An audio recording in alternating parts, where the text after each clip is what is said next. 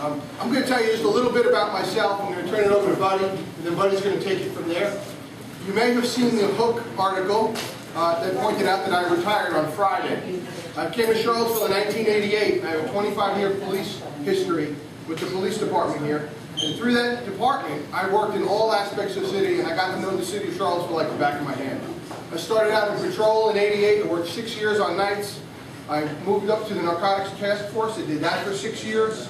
Around that time, I was put on the SWAT team. I was on the SWAT team for 18 years. In 2000, I was promoted to sergeant, and I was put in charge of the community policing unit, daylight patrol.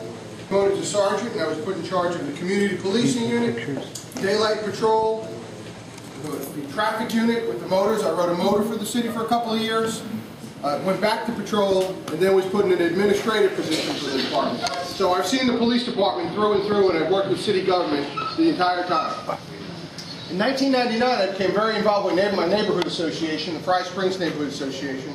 Started cutting my teeth on lay government, and that's where it kind of sunk in. I started meeting people that were involved in government, and I started realizing just how important the neighborhood association was, and just watching government and making sure they're doing right by the people and representing the neighborhood. From that, I did every position in the neighborhood association. I was the president for two terms. Around that time, somebody came to me and said, "Would you be on the planning commission?" I thought that was impossible because there was already a Republican on the planning commission. But it turned out I was appointed to the Planning Commission, and I did that for 4 years. I stepped down for the Planning Commission only because my son was in Scouts, and I really wanted to spend more time with him. My wife worked full-time, so I stepped down from the Planning Commission. Around that time, people started recruiting me to run for City Council. Well, I wanted to, but the timing wasn't right. This year, with my retirement coming up, I knew that I was going to have the time to dedicate to City Council, pardon me, and that's why I decided to go ahead and do it. Buddy Weber has been a friend of mine for about 13, 15 years. We started out running together when we were both running a lot more. Kudos to my running partner Chuck over there. We've been running together for about the same period of time. We stopped running, started bicycling together, but before we started bicycling, we started backpacking together. We've been backpacking for about 12 years together. We've traveled in France, we've traveled in Switzerland backpacking together. So we've become very, very good friends. Sue, his wife, we become like an extended family. We go to plays together. We have dinner over each other's house, Super Bowl parties together. So we became really good friends. Buddy was one trying to recruit me. Well, this year, when it came down to it, and it was time to do it, I said, "Buddy, I'm interested and I want to do it. But I think if anybody should run for City Council, it should be you." I had learned so much about him in all these years and what he stands for and how knowledgeable he was. And he said, "Mike, I'm gonna run for City Council." And I said, "Man, that's fantastic. That's a confirmation. That's great." He said, "No, let me finish. I'm only going to run for City Council if you run with me." So we shook hands and we agreed to do this together, and that's what we're doing. So with no further, I want to turn it over to Buddy and say thank you for being my running mate. I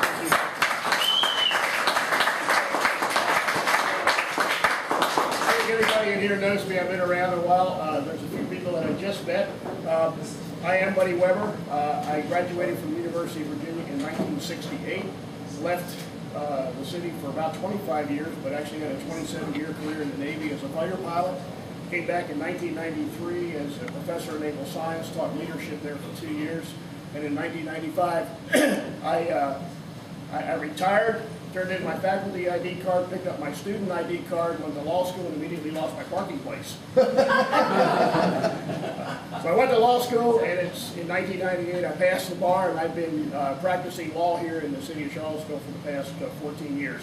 Doing primarily criminal defense and dealing with many of the kids from the public housing projects and various other spots in the city, indigent criminal defense for people who really need it. I became interested in local government in about 2002 when Rob Schilling got elected. We began to have meetings to try to figure out what exactly it is, how the government works, why it's not working well, and trying to come up with some ideas and plans to bring some diversity of thinking to City Council. We've been actually engaged in that for about the last 12 years, and so this is the culmination of all of this. I can tell you there's a couple quick reasons why I think I'm running and can do a good job. One is this downtown mall. This is the cultural, social, and economic heart and soul of Charlottesville. It has got to survive, and there are some threats to this, some internal threats and external threats. Obviously, as a competitive environment, it has to compete with Stonefield. Stonefield is there, and it's going to draw people away from the mall. I think the downtown mall's got some things going for it that will keep people down here as long as the city of Charlottesville is willing to do the things to protect it.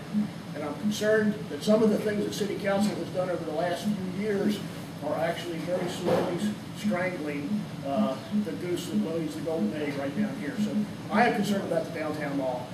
Nothing exemplifies the reason why I want to run than this latest decision by City Council to give the city manager, the highest paid official in the city, a bonus for dealing with public housing. And let's be clear about what they're really doing here. What they're really doing here is trying to just quell the flames long enough until after this election. Nothing will get done. I can promise you nothing will get done. As a strategic matter, the public housing program in the city of Charlottesville is going to have to be taken care of in a way that benefits everybody, including the taxpayers and the people who live there. City Council is not stepping up to the plate. That's why they're delegating this out. They're trying to just wash their hands of it.